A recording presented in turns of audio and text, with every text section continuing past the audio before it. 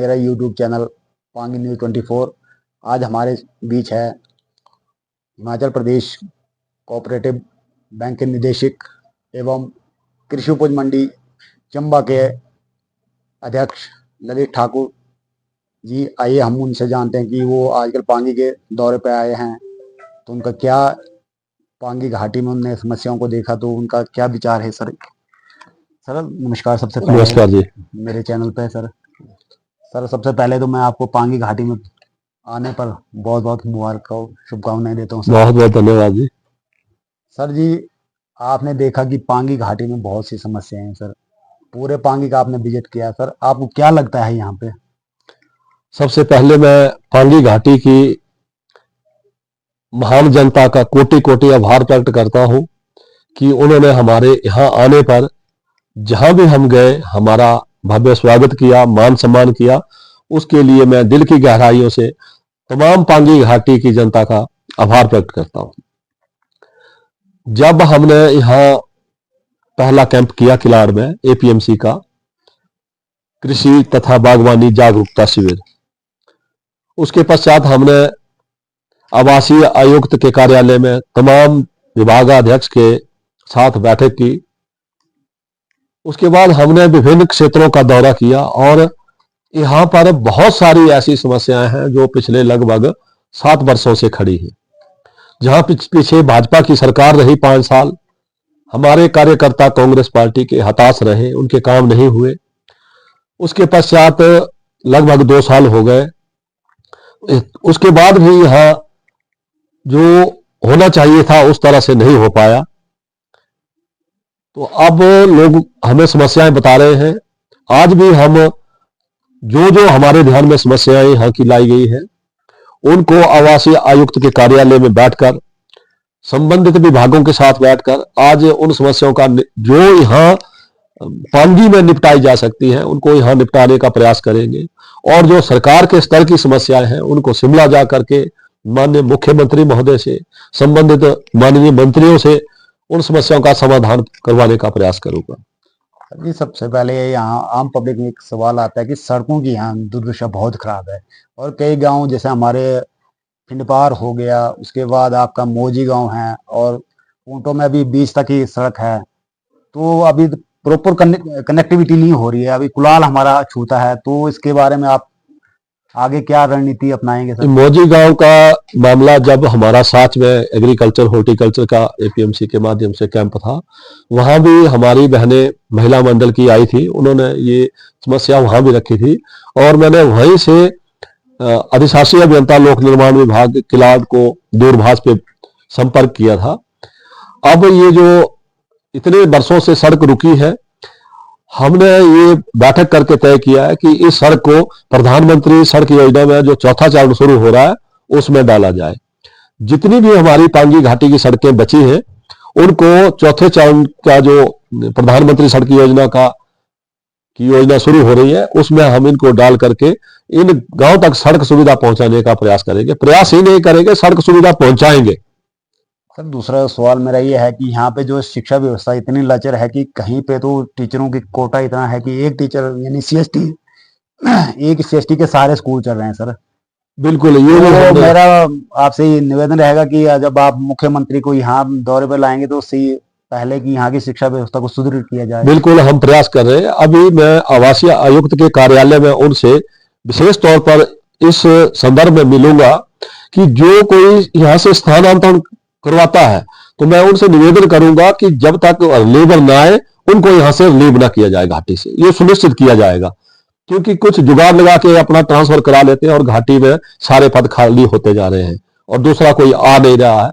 तो हम ये प्रयास करेंगे और सुनिश्चित कराएंगे प्रशासन से कि जब तक कोई उस पद पर दूसरा आ नहीं जाता तब तक उस व्यक्ति को रिलीव ना किया जाए घाटी से। सर, क्योंकि आप देख रहे हैं कि यहाँ घाटी के विभिन्न कार्यालयों में कि इतनी पोस्टें खाली है कि यहाँ पे ना कोई आ रहा है। अगर किसी की यहाँ पे ऑर्डर होते हैं तो वो अपने वो पार्टी में कुछ पकड़ लगा के वो यहाँ से कैंसिल करा देते हैं सर।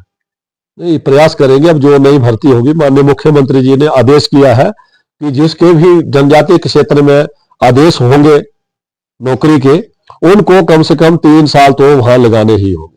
सर दूसरा सवाल ये है कि मेरा जो यहाँ पे पार्टी कार्यकर्ताओं में कुछ असंतुष्टता नजर आती है सर, इसके बारे में आपका। नहीं, चलो पार्टी परिवार होता है, उसमें मन मुटाव चलते रहते हैं, लेकिन इससे पहले अब मैंने तो चुनाव लड़ा नहीं है, तो क्या कमियां रही वो मैं नहीं जानता, मैं पीछे जाना भी नहीं चाहता। लेकिन जब अब माननीय मुख्यमंत्री जी ने मुझे एपीएमसी के माध्यम से ये दिशा निर्देश दिए हैं कि मैं लोगों की सेवा में दिन रात लग जाऊं, तो इसलिए मैंने ये दौरे शुरू किए हैं। और जो पार्टी के लोग हमारे हताश निराश थे, अब उनको निराश हताश होने की आवश्यकता नहीं है। हम सब मिलकर के घाटी के उत्थान के लिए काम करेंगे।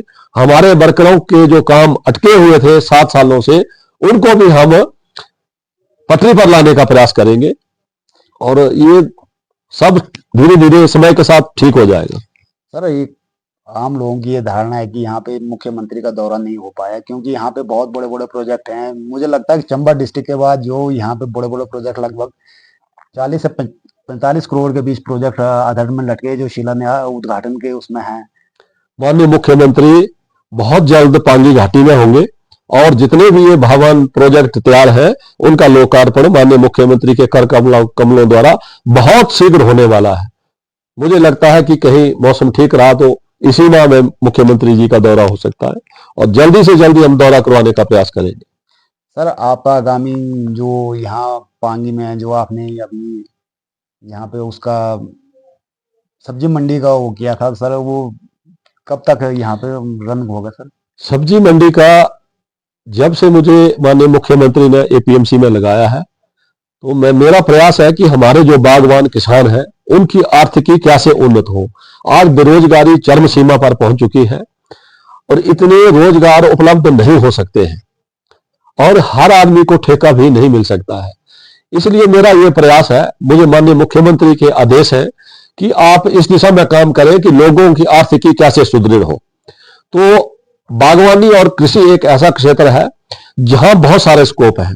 सरकार हिमाचल प्रदेश की 80% सब्सिडी जो है बागवानों और किसानों को दे रही है। अगर किसान इस दिशा में आगे बढ़ेंगे तो किसान हमारा बागवान रोजगार मांगने वाला नहीं बनेगा, कम से कम 10-15 परिवारों को रोजगार देने वाला बनेगा। इसीलिए जब मुझे यह दायित्व दिया गया, उसके बाद मैंने ब्रह्मौर में जगह का चयन किया। उसके बाद यहां मैंने पांगी, मेरा ये ड्रीम प्रोजेक्ट है कि मैं यहां सबसे पहले सब्जी मंडी बनाऊं। इसके लिए कल मैंने शिमला से जो हमारी एपीएमसी की टीम है, टेक्निकल टीम, एसडीओ जेई, उनको बुलाया था, और यहाँ के संबंधित विभाग के लोग भी थे, लोक निर्माण विभाग के थे, राजस्व विभाग के थे। तो हमने एक हॉर्टिकल्चर के पास यहाँ जमीन है, हमने उनसे निवेदन किया है कि वहां से हमें 10-12 बीघा जमीन मिल जाए तो हम यहाँ पर सब्जी मंडी का निर्माण करेंगे। तो वो जमीन का कीमा पर्चा हमें आज मिल जाएगा। उसके पश्चात हम सेक्रेटरी हॉर्टिकल्चर शिमला से एनओसी लेंगे। हमारा सारा प्रारूप तैयार है, क्योंकि ये बहुत दुर्गम और दूर दराज का क्षेत्र है। वैसे तो हमारी जो टेक्निकल विंग है खुद टेंडरिंग प्रोसेस करता है, लेकिन ये दूर दराज क्षेत्र होने के कारण मैंने अधिशासी अभियंता से निवेदन किया है कि अगर आपके माध्यम से इस मंडी का निर्माण किया जाए तो यहाँ निरीक्षण भी होता रहेगा, समय समय पर काम की गुणवत्ता का भी ध्यान रखा जाएगा। तो इन्होंने भी हामी भरी है। तो ये मंडी जैसे ही हमारे सारी कागजी कार्यवाही पूरी हो जाती है, उसके बाद हमारा टेंडर प्रोसेस शुरू हो जाएगा। इसके लिए टोकन बजट भी 22 लाख उपलब्ध करवा दिया गया है। सर दूसरा विपक्ष अब आरोप लगाता है कि जो सुक्खू सरकार है वो अपने गारंटियों के साथ न्याय नहीं कर रही। सर यहाँ जो महिलाओं को 1500 रुपए आज तक पांगी में नहीं मिल रहे हैं सर। देखिए, भाजपा का तो आरोप लगाना इनका ये एक ही काम है। ये वही भाजपा है जब सुबह फैसले लेते थे और शाम को पलट देते थे। 1500 रुपए हिमाचल प्रदेश में, जहां यहां कहीं फार्म भरने में अगर देरी हुई है उस वजह से पांगी में देरी हो सकती है। मैं आज सारा इसका रिव्यू करूंगा कि विभाग की ओर से क्यों इसमें देरी हुई। अन्यथा बहुत सारे चंबा जिले में 4500 महिलाओं को ये पैसा मिल चुका है। बाकी जिलों की बात छोड़ दें आप, 4500 महिलाओं को चंबा में ये धनराशि उपलब्ध करवा दी गई है। सर अभी पांगी में तो अभी तक किसी को नहीं मिला सर। यही मैं आज विभाग से जानना चाहूंगा कि इसमें लेट लतीफी क्यों हुई। मैं विभाग से आज रिव्यू करूंगा इसका, और बहुत जल्द इनके कागजात जो प्रोसेस है उसको पूरा कराएंगे, ताकि लोगों के जो हमारी पात्र महिला है उनके खाते में राशि उपलब्ध हो। गारंटियों की बात भाजपा करती है, माननीय मुख्यमंत्री तो ऐसे काम भी करे जो उनकी गारंटी में भी नहीं थे। क्या सुख आश्रय योजना किसी कांग्रेस पार्टी ने गारंटी में शामिल किया था? अनाथ बच्चों की किसी ने सुध बुध ली थी? आज तक पूरे हिंदुस्तान में किसी ने नहीं ली।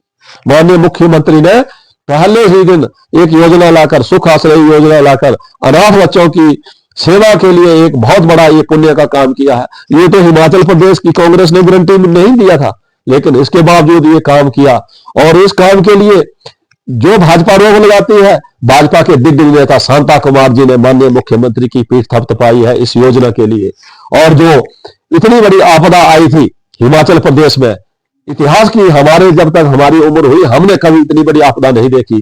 ग्राउंड जीरो पर जाकर माननीय मुख्यमंत्री ने काम किया, उसकी भी तारीफ माननीय शांता कुमार ने, नीति आयोग ने, विश्व बैंक ने तारीफ की थी। ये ऐसे मुख्यमंत्री है।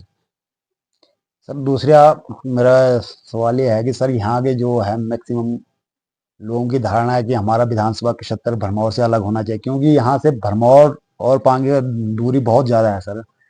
तो आगे जब भी पुनर्सीमांकन होगा सर, आप इस पक्ष, हमारा पक्ष मजबूती से रखने। बिल्कुल बिल्कुल, ये होना भी चाहिए, क्योंकि बहुत ये दुर्गम क्षेत्र है और दूर दराज का है।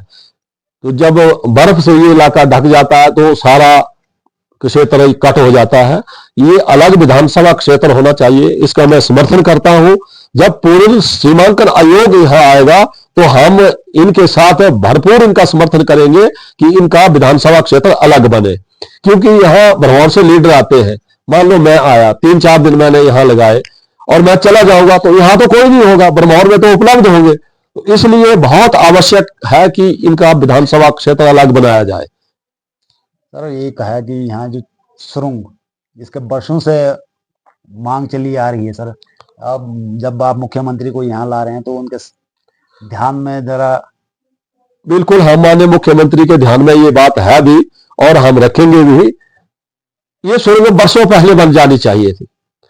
यहाँ घाटी का पैसा लूटपाट के माध्यम से यहाँ खर्च हुआ। यहाँ कुछ ऐसी बड़ी मछलियां चाहे किसी भी पार्टी में हो, उन्होंने धन का दुरुपयोग किया। अगर धन का सही उपयोग होता तो एक नहीं कई टल्ले पांगी के लिए बननी थी। यहाँ बर्फ निकालने के नाम से करोड़ों रुपए खर्च होते रहे हैं। जो ये सड़क है साज के लिए, इस सड़क पर अंधाधुंध पैसा खर्च होता रहा। सड़क जैसी है वैसी है और पैसा खर्च होता रहा। मशीनें प्राइवेट लगी रही उनको लाभ देने के लिए।